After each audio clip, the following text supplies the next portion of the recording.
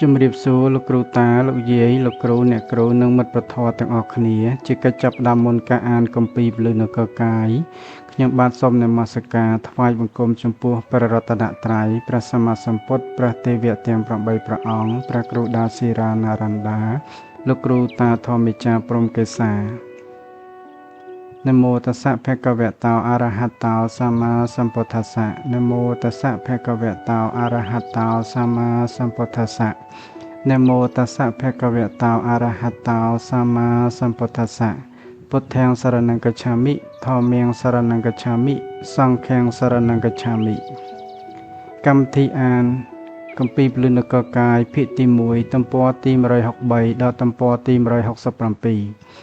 ស្រាវជ្រាវរៀបរៀងជួងក្រុងដោយលោកយាយនិងបុប្ផានិងលោកគ្រូតាធម្មចារព្រំកេសាផ្សព្វផ្សាយពធដោយមជ្ឈមណ្ឌលសមថវិបស្សនាធុរៈលោកគ្រូធម្មចារព្រំកេសាសរុបសេចក្តីទៅកាយទាំងឡាយរបស់ទេវតាក្តីរបស់មនុស្សក្តីរបស់នរកប្រែតដេរិឆានអសុរៈក្តីសុទ្ធតែនៅក្រោមកម្មគុណនៃអំណាចកម្មទាំងអស់អាស្រ័យបុព្វហេតុនេះទើបបុគ្គលម្នាក់រមែងយល់ខុសច្រើនជាងយល់ត្រូវធ្វើបាបច្រើនជាងធ្វើបុណ្យដើម្បីបំពេញករណីយកិច្ចចិញ្ចឹមជីវិតជាលក្ខណៈរងកម្មដ៏ច្រើនអនេកព្រោះអវិជ្ជាការដែលរូបកាយនេះបែកធ្លាយគឺក្រោយពីស្លាប់ទៅវិញ្ញាណក៏ត្រូវស្ទុះទៅអន្ទោលទៅរកកំណើតជាតិជាថ្មីតាមកម្រិតកម្មដែលបានសាងមកគឺដើម្បីនឹងបានទទួលរងទុក្ខជាថ្មីបន្ថែមទៀតដើម្បីបានសាងបាបច្រើនបន្តិចជាបន្តទៅទៀតដើម្បីនឹងឆាប់បានដល់ទីណាត់ជួបថ្មីគឺសេចក្តីស្លាប់ទៀតដែលនៅចាំខាងមុខហើយក៏ប្រញាប់កើតទៀតដើម្បីបានសាងបាបជាថ្មីទៀត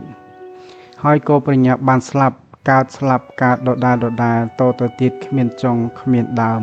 ក្នុងសំសារវដ្តគូឲ្យសង្វេគគូឲ្យនឿយណាយចំពោះកាយដែលមិនគួរប្រាថ្នានេះសោះឡើយព្រោះកាយទាំងអស់នេះគឺជារបស់អនត្តាគឺមិនទៀងជារបស់រងទុក្ខរងកម្មប្រចាំជីវិតគ្រប់ជាតិ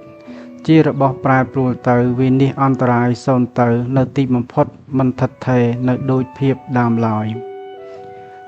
ជាមហាទីតាំងជាទីប្រជុំចម្រុះនៃរោគដ៏ច្រើនអនេកគ្រប់ចម្ពោះ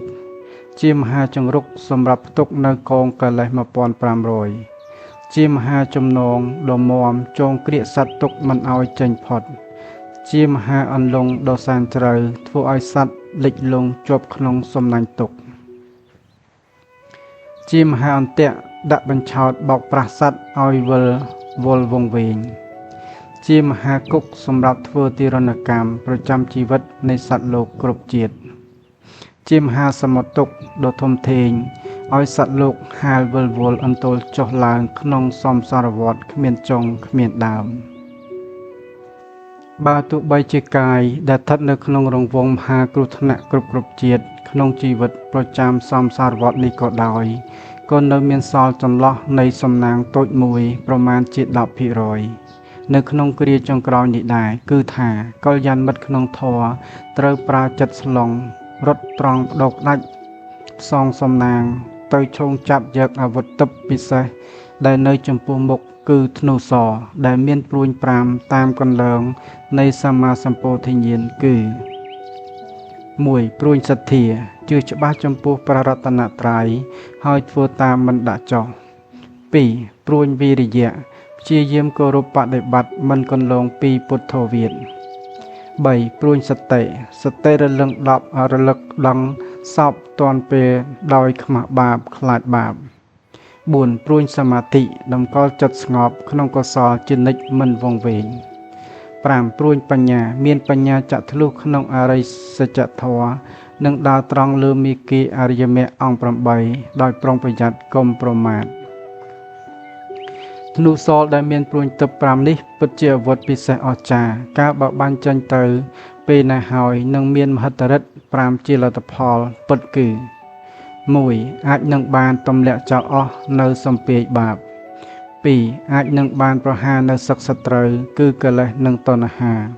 3. អាចនឹងបានបិទបាំងពង្រៀងភ្នែកយមរាជមិនឲ្យមើលឃើញ 4. អាចនឹងបានគេចចេញឆ្ងាយពីអន្លង់ទុក្ខ 5. អាចនឹងបានរត់ចូលច្រកផ្លូវនិព្វានបានទាន់ពេលសូមកុលយាមិត្តក្នុងធម៌មានវាសនាល្អប្រកបដោយជោគជ័យល្អក្នុងធម៌នៅកើកាយដែលជាមហាពុទ្ធរូបនេះការបានកាត់ឡើងហើយក្រោមអំណាចកម្មនឹងត្រូវរលត់ទៅវិញបាននៅក្នុងនិព្វានតែម្យ៉ាងគត់មិនមានទីណាផ្សេងទៀតដែលអាចនឹងរំលាយធាតុ4នេះបានឡើយនៅកើកាយដោយកតិធម៌និងដោយកតិលោកដែលបានរៀបរាប់ហោហែតាំងពីទំព័រដើមរហូតមកដែលប្រកបដោយសភាពពិតយ៉ាងនេះបានឈានចូលដល់ទីបញ្ចប់ត្រឹមនេះដោយបរិបូរណ៍កាលណាគម្ពីរពលឺនគរកាយបានចូលដល់ទីបញ្ចប់ហើយកុលញ្ញាណមិត្តក្នុងធម៌ទាំងឡាយនឹងបានឃើញតាមពន្លឺចក្ខុទាំង5នៅចលាចល5ប្រការដែលបង្ហាញឡើងតាមទ្វារចក្រវាឡជាទិព្វដែលនឹងកើតមាននៅលើផែនដីនេះគឺ 1. ព្រះអាទិត្យដុតកម្ដៅខ្លាំងក្លាមកលើផែនដីជាបន្ថែមផ្ទួនដោយមិនអាចថយចុះវិញបានផងនឹងកម្ដៅក្ដៅចេញពីផែនដីផងដែលបណ្ដាលឲ្យទឹកសមុទ្រទឹកទន្លេស្ទឹងអាងថ្លុកត្រពាំងបឹងបួទាំងឡាយត្រូវរីងស្ងួតហួតហែងនិងរុក្ខជាតិទាំងឡាយអន្តរធានអន្តរាយតគ្នាគួរឲ្យតក់ស្លុត 2. ឯចិត្តមនុស្សប្រែប្រួលជាកាចសាហាវគ្មានព្រំដែនដូចជាសត្វដេរឆានឬលើសជាងសត្វដេរឆានបានធ្វើការកាប់សម្លាប់គ្នាបំផ្លាញកំទេចគ្នាទៅវិញទៅមកគ្រប់រូបភាពគួរឲ្យភ័យខ្លាច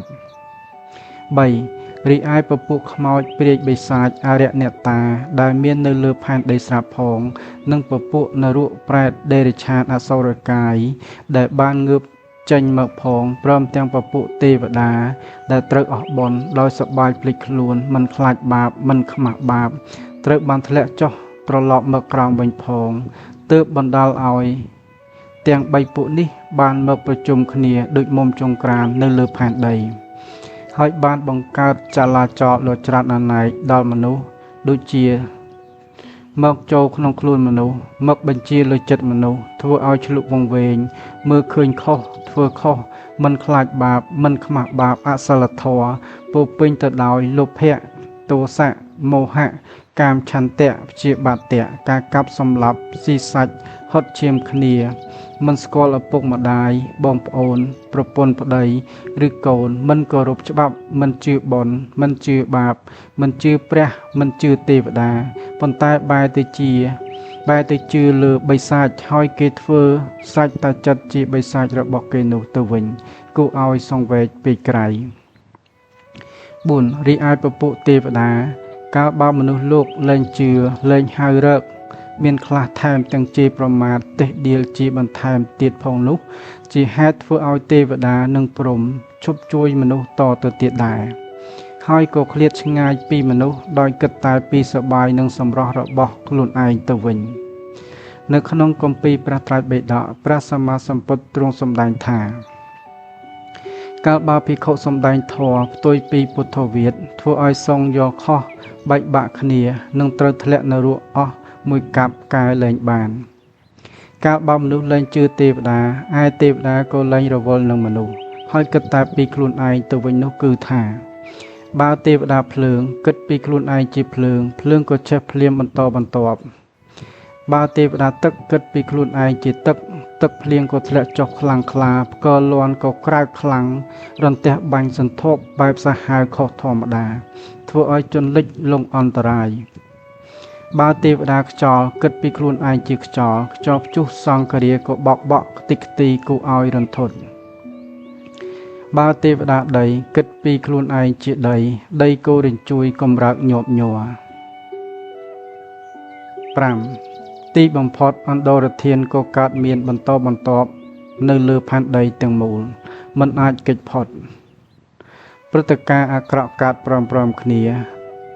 ធ្វើឲ្យមានសោកនាដកម្មរួមដ៏ធំធេងនោះពពួកអ្នកប្រាជ្ញក្នុងលោកបានព្យាយាមប្រឹងប្រែងទប់ស្កាត់សស័កសស្រាមដើម្បីសេចក្តីសុខរួមជាសកលប៉ុន្តែត្រូវបរាជ័យ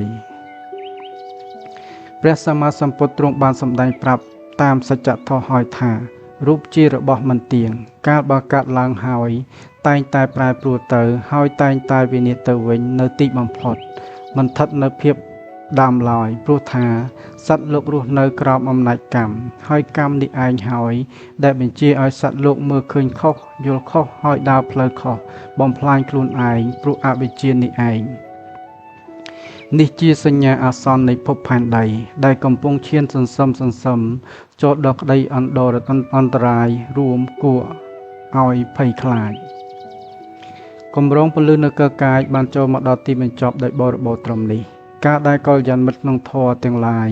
បានសិក្សាហើយបើប្រទះឃើញកន្លែងណាដែលខុសឆ្គងទោះបីជាអក្ខរាវិរុទ្ធក្តីជាឃ្លោងឃ្លាក្តីសូមមេត្តាជួយកែសម្រួលឲ្យយើងខ្ញុំផងនគរកាយឬរូបខណ្ឌនេះជារបស់មិនទៀងទាត់ដែលកើតឡើងហើយក៏រមែងប្រែប្រួលទៅវិញទៅនឹងវិនិច្ឆ័យទៅឬរលត់ទៅនៅទីបំផុតគ្មានអ្វីមករារាំងបានឡើយហេតុដូច្នេះដើម្បីបានចេញផុតពីរូបខណ្ឌនេះចាំបាច់ត្រូវស្គាល់ឲ្យច្បាស់នៅគោលធម៌ក្នុងទានសិលសមាធិចម្រើនឈានចិត្តចេតសិករូបនិព្វានហើយត្រូវព្យាយាមចម្រើនភាវនាឲ្យបានច្រើនឲ្យបានសម្រេចនៅឈានចិត្តតាមលំដាប់លំដោយដើម្បីបានសម្រេចចេញផុតពីអន្លង់ទុក្ខក្នុងសំសារវដ្តនេះសូមរងចាំសិក្សាក្នុងគម្រោងធម៌ពន្លឺមនោវិញ្ញាណធាតុដែលស្រាវជ្រាវចងក្រងដោយលោកគ្រូព្រំកេសាដែលនឹងមានចេញនៅខាងមុខនេះ